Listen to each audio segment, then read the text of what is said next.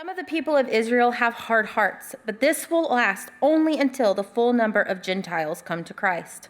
And so all Israel will be saved, as the scriptures say. The one who rescues will come from Jerusalem, and he will turn Israel away from ungodliness. And this is my covenant with them, that I will take away their sins. Many of the people of Israel are now enemies of the good news, and this benefits you, Gentiles. Yet they are still the people he loves because he chose their ancestors, Abraham, Isaac, and Jacob. For God's gift and his call can never be withdrawn. Once you Gentiles were rebels against God, but when the people of Israel rebelled against him, God was merciful to you instead. Now they are the rebels, and God's mercy has come to you so that they too will share in God's mercy. For God has imprisoned everyone in disobedience so he could have mercy on everyone. Oh, how great are God's riches and wisdom and knowledge. How impossible it is for us to understand his decisions and his ways. For who can know the Lord's thoughts? Who knows enough to give him advice? And who has given him so much that he needs to pay it back? For everything comes from him and exists by his power and is intended for his glory. All glory to him forever. Amen. This is the word of the Lord. You may be seated. Good morning, Sojourn. Peace be with you. Welcome. It's good to see you guys. If you're a guest or visiting with us, my name is Jonah. I am one of the pastors here at Sojourn. Our mission as a church, what we're doing is to reach people with the gospel of Jesus Christ. That's the good news of who Jesus is and what he has done for us. Build one another up as his church and send each other to follow him. So thanks for being here and being a part of it. One more time, happy Father's Day. Anybody? Man, it's so weak. Both services. Your dad. Yeah. Hey, Dad, I love you. I see you. My man. Just a quick point of pastoral privilege. My father is here. You're great, Dad. I love you. And yesterday was my parents' 50th wedding anniversary. Woo!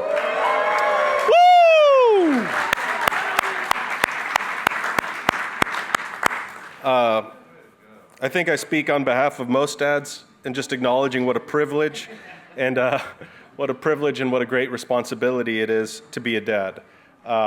You may notice our church is a little less sweaty and a little less loud today. It's because about 80 of our teenagers are away at summer camp. Was that mean? I thought that'd be funny, but in saying it, I didn't say that last service. It sounded mean. It's true, right? It's true. So, be praying for them this week. And I really encourage you to come back next week.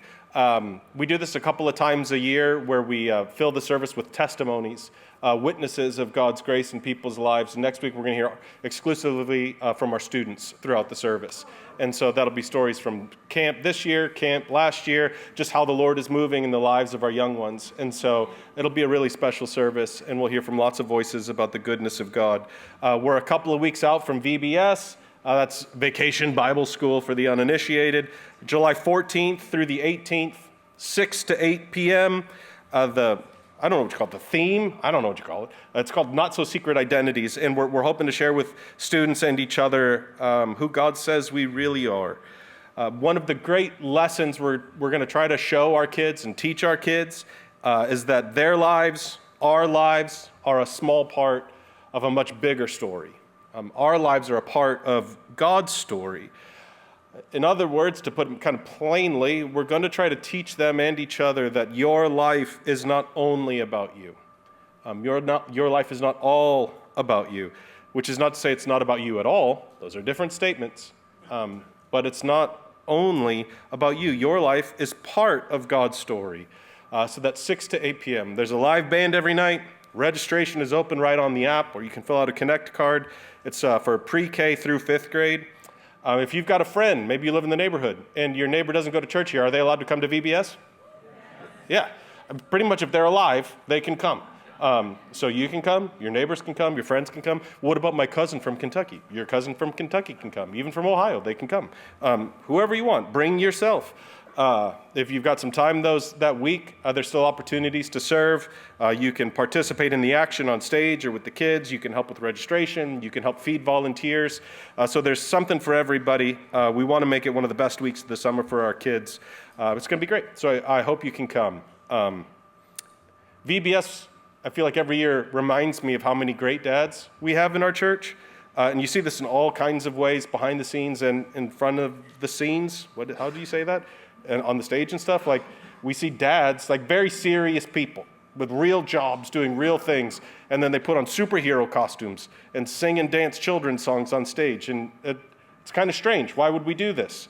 One reason our dads do this kind of stuff, and moms too, okay, just that's the preface, but Father's Day, I'm going to give dads a little shout out. Remember how weak that applause was for the dads? Dads need a little bit of encouragement this morning. Well, thank you. Somebody got it. One of the reasons that we do these kinds of things, or we do VBS at all, is that this thing we call life, and this version of life we call Christianity, can be at times confusing. Amen? Anybody? A little confusing. I laughed back there hearing it. I think the first verse of today's text is really funny. I'm really grateful that it's in the Bible. Paul says to the church in Rome, I want you to understand this mystery, dear brothers and sisters. There is a mystery before us. There's a mystery we're participating in and that surrounds us. A mystery is not something that does not make sense. A mystery is something that doesn't make sense to you or to me. It makes sense to God, but some things that make sense to God don't make sense to us. A mystery, you might think of it as behind the throne room of God, there's a pantry full of information, and he just hasn't given it out, brought it to the kitchen yet. Mystery are things that don't make sense to us that God has not yet revealed to us. So what do our dads know? Well, certainly they know more than their children when it comes to the life of faith. A grown man understands faith more than his little children do. Dads understand that kids can't understand faith the way that dad does. Does that make sense? Dads understand things, and they know their kids can't understand them yet. Not because their kids are inherently dumb or something's wrong with them, but because they're 6 or 7. He just understands things in ways that the little ones don't. It's hard for a child to understand a phrase like, your life is part of God's story. So we sing, we dance, we celebrate. We do these things to try to communicate something to the little ones in a way that they understand. It helps our little ones experience the reality that they are part of a much bigger story. A part of what it means to be a dad is to help your children see the bigger story. Part of what being a good parent means is helping your children see their bigger story. And if we're being honest, it's not just children who struggle to see that their lives are not all about them, is it? Every one of us struggles with this because it sure feels like we're the main character of our own stories, doesn't it? Earlier this week, I learned that it's not quite a diagnosis yet. It's somewhere between a diagnosis and an observation in this process of like clinical observation. There's a thing now called main character syndrome. I think it might just be called being human, but it's that feeling that everything in your life is all about you. Most of us want to be the main character. I think all of us feel like we're the main character, and so when we feel like we're the main character, we cling tightly to our lives. We think this is my life. We think this is my story with my plans and my goals. And one of the symptoms of maybe main character syndrome are words we're all really familiar with. Words like anxiety, words like depression, words like overwhelmed, confused, conflicted. There's one word the Bible uses to describe the symptoms of main character syndrome. Anyone want to guess what it was? Nobody in the 9 a.m. would say it. A lady said it in the back, I think. Yeah! Whoever was that, you get a gold star for church. All right. Pride. Now, just think for a second, if you've ever met with, if you've done like the Christian small group thing, or if you've ever just had a friend who's a Christian. So imagine you say to them, sister, brother, I'm just really struggling with pride. How do they typically respond? I'll pray for you. It's like, and then we move on and have our bagel sandwich or whatever. Think about all the other sins that you could mention there. Think about the nasty ones, the bad ones, the embarrassing ones. And The kind that make them say, I need to call a pastor right now. We look at pride as just this kind of like throwaway. We're like, yeah, we're struggling with pride. As far as I can tell in the Bible, though, like pride is the big one. Like pride is the nasty one. Pride is the first and greatest sin. Pride is the sin that all sins come from. And it's weird that we live in a culture that often celebrates pride. At the very least, we dismiss it or diminish it. So Paul reminds us this is all very confusing. He says, I want you to understand something you can't understand. Why would he do this? Why would he start an argument this way? Pride, the greatest, the most serious, the most egregious of all sins.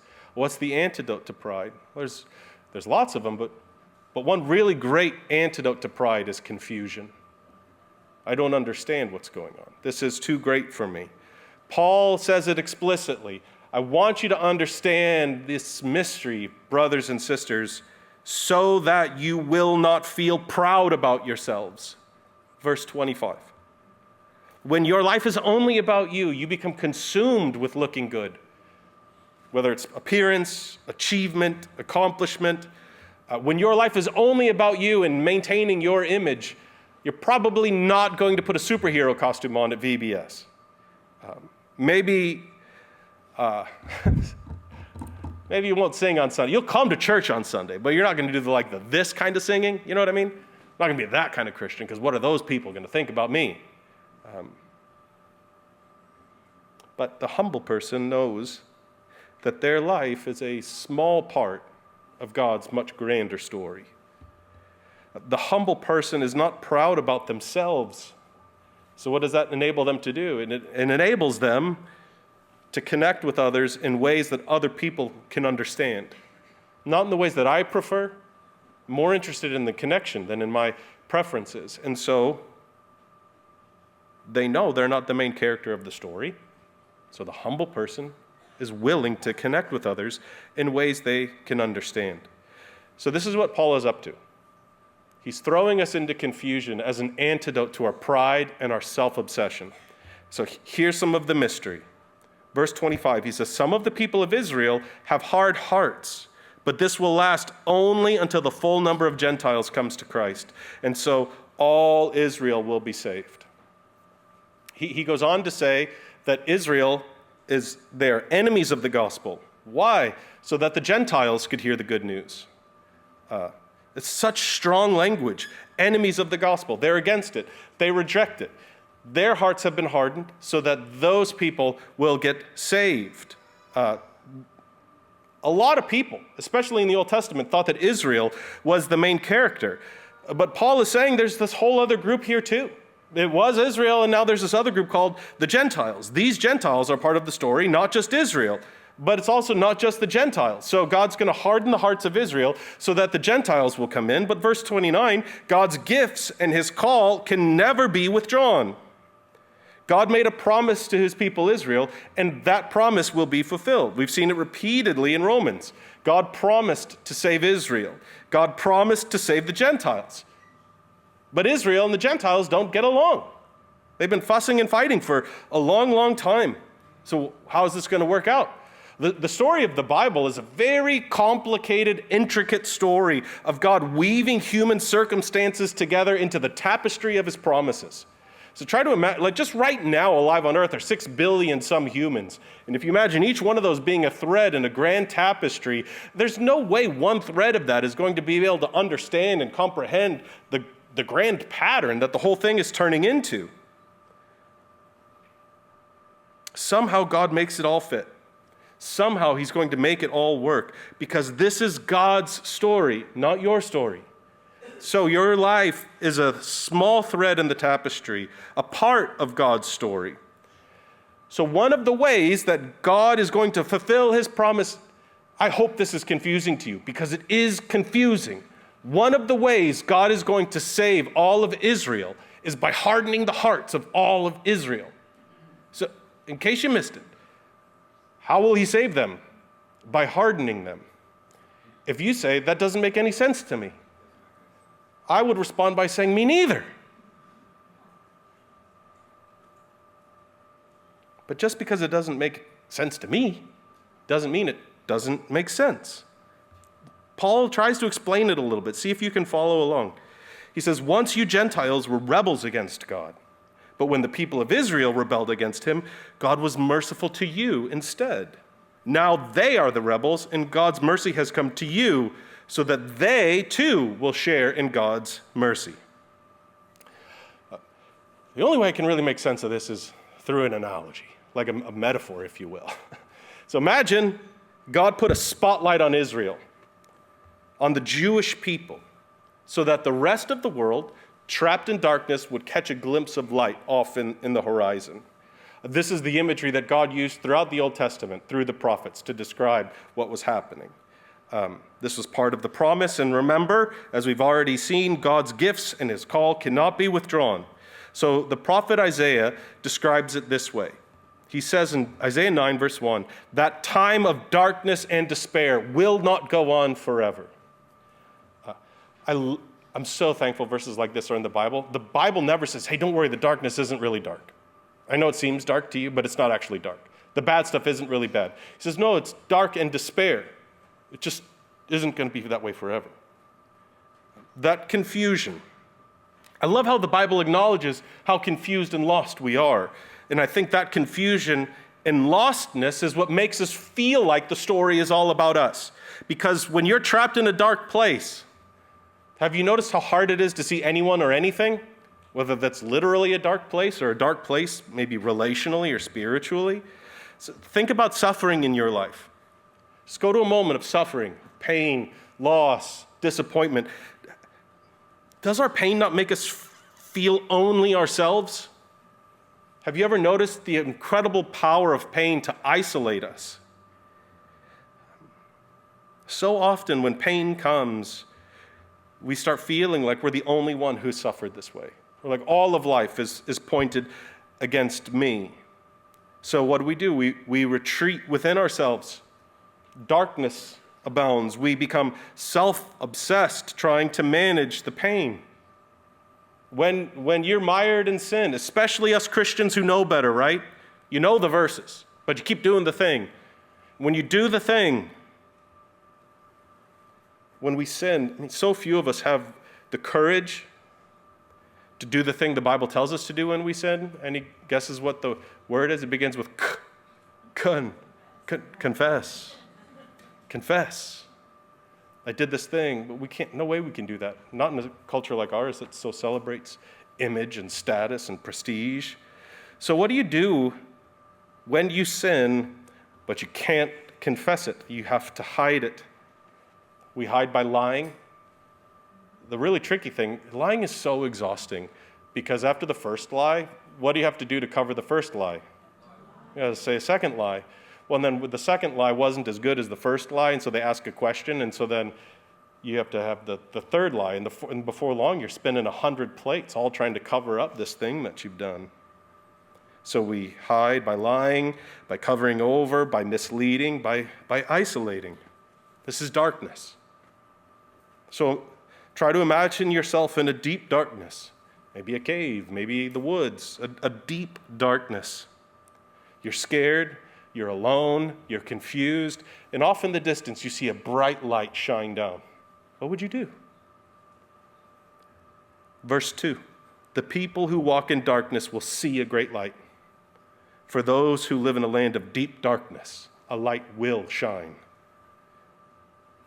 If you saw a light in that kind of darkness, even if you weren't entirely sure what it was, you would go to it.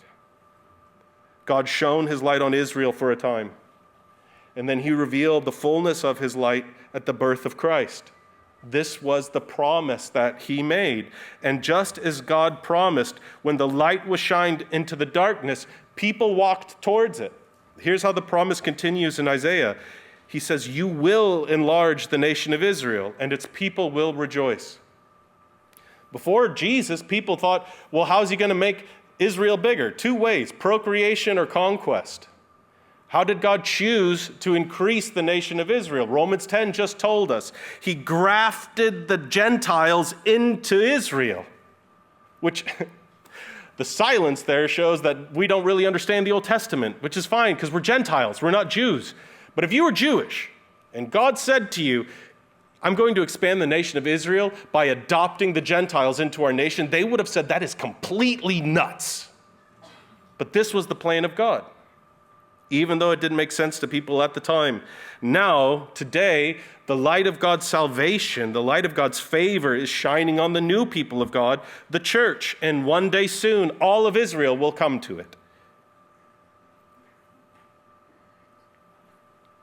The light shows us there is more going on in this story. I may feel I am in darkness here, but there is light. There's something beyond my story that is going on, something more than ourselves. And I'm like, there's enough humans in this room that you guys know exactly what I'm talking about.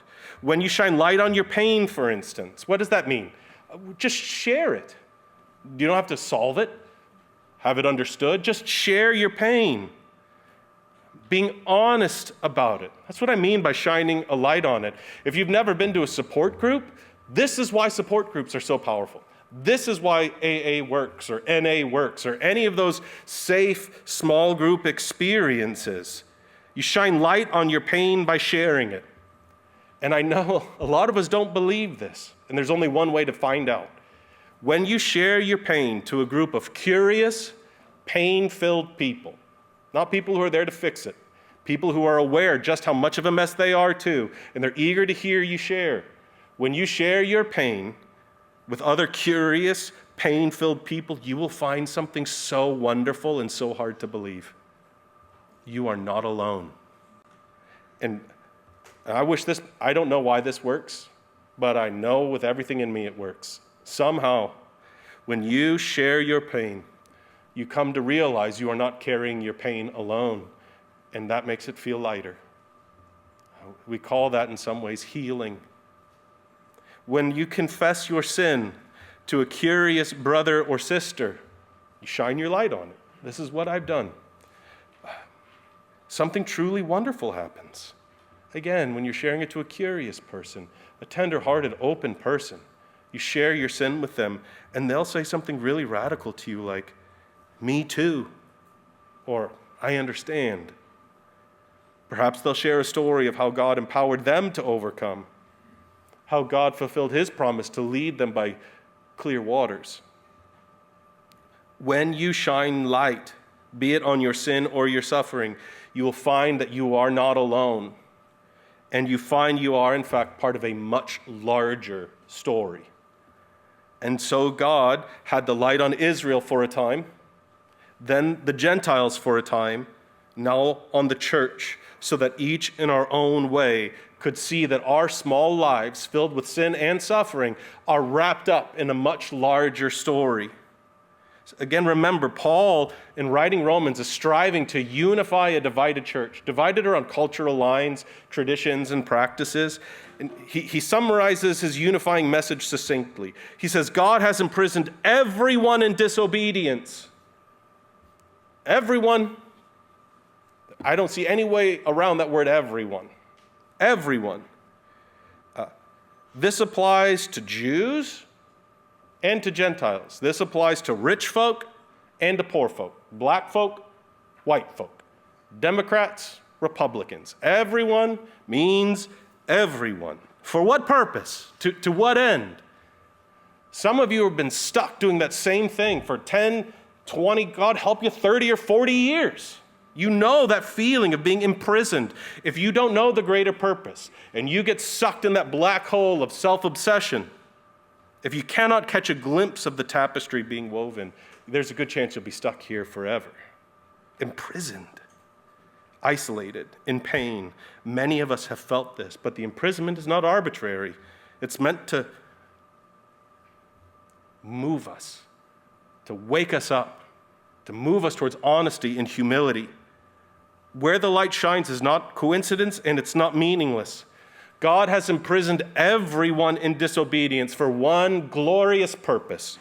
God has imprisoned everyone in disobedience so he could have mercy on anyone? Everyone. If that makes you uncomfortable, he can have mercy on everyone. If that makes you uncomfortable, I would say this, me too. Mercy is the name of the Lord. Mercy is his motivation. His plan is mercy. The larger story all of us are wrapped in is the story of God's mercy. Your life is a part of God's story of mercy. In this story, there's only room for one main character. Anyone want to guess his name? Yeah, okay, we can say that a little bit. Yeah, Jesus is his name. We really need to think deeply about this. We began this morning being honest about how confusing life is, how confusing this book is. And even Paul repeats it again here for us at the end of this section. He says, how great are God's riches and wisdom and knowledge, how impossible it is for us to understand his decisions and ways. Does this sound like someone who's rejoicing or somebody who's freaking out? Go read it at home for yourself. This is a man who is rejoicing. It doesn't make sense, and yet somehow this is cause for celebration for Paul. He acknowledges he can't wrap his mind around this, and it moves him to celebrate. How can this be? Try to go back if you're willing and remember being 7 or 8. Try to remember maybe a time where you were scared or you were confused. Was there not a time, confused and afraid, you reached your hand up for your Father in the darkness?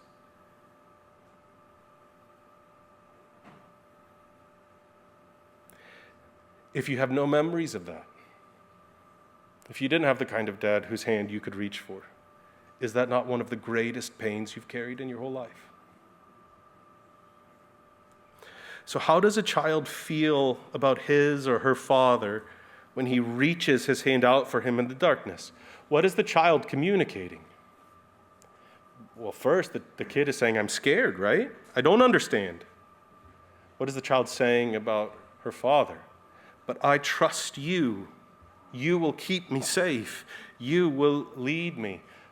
If you don't have kids, if it's not raining, just go sit outside the park and you'll learn everything that I'm saying right now. Go sit by the playground. Because invariably, some kid scrapes his knee and starts freaking out. Is it a serious injury? No, it's not. Come on. It's not. He tripped, right? And starts freaking out. Well, who's he look for? Looks for mom, looks for dad. And there's no medical issue, but the kid is freaking out. And have you ever noticed what happens when mom or dad holds that child? If you're not a parent, sometimes when there's inconsequential injuries, they'll ask you to kiss it. Mom or dad, does it help when you kiss it? Wonder of wonders.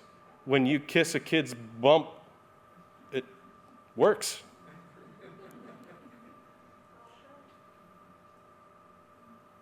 Why did the child who calls out for dad to comfort them do so? Why does the child feel that way about their father? That only happens when dad has shown up faithfully in the past. When they don't cry out for dad, it's because dad hasn't been showing up, and they've learned that's not safe. Dad helped me before. There's probably a good chance he'll help me again. When I stumbled off the steps and I scraped my knee and he gave me a mooch, that's what we call it in our house, he gave me a mooch, and it worked, and now I've scraped my other knee, and I'm going to call him because he came last time and he'll probably come for me again. I know that last time I felt safe. I know my dad is strong because he carries me to bed. Good dads are such a gift because they teach us something of what God is like. Why can Paul rejoice even though he's confused? Because he knows he has a good dad, that when he reaches his hand up, his father will pick him up and help him. When we are confused and afraid, what is ours to do is not to try to solve the mystery, but to reach out to the hand of our Father. The reason Jesus is the main character of our story is because of all he's done to show us he's trustworthy. Most of us, I don't know if most, a lot of us in this room did not have trustworthy dads in our life, and so this may sound a little nuts. You need to look at the life of Jesus maybe more than the life of your dad and learn how to do this. Jesus has done, he's shown us faithfully, consistently that he is trustworthy. Jesus, King of the universe, arrived helpless. He lived homeless. He suffered for the hopeless. He took upon himself the disobedience of the world, that the world might be set free. How would God show mercy on everyone? He would love the world in this way, by sending his one and only Son, that whoever believed in him shall never perish but have eternal life. This is the story that's being woven. Everything comes from him. Everything comes from him and exists by his power and is intended for his glory. All glory to him forever. Amen.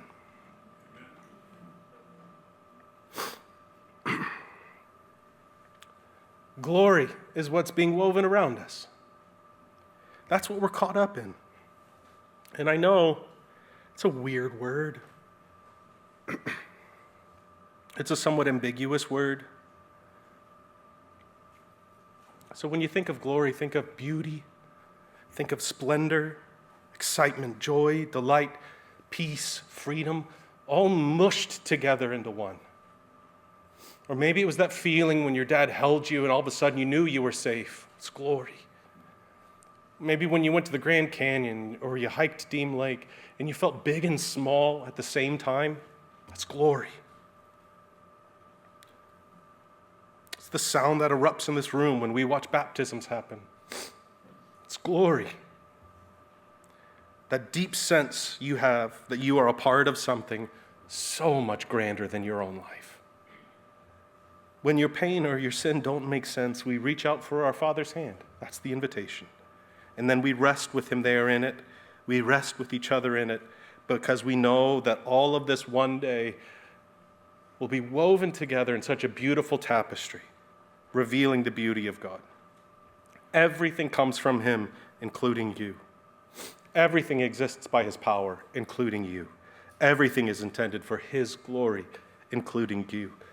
Which means your life, thanks be to God, your life, thanks be to God, is woven into God's story.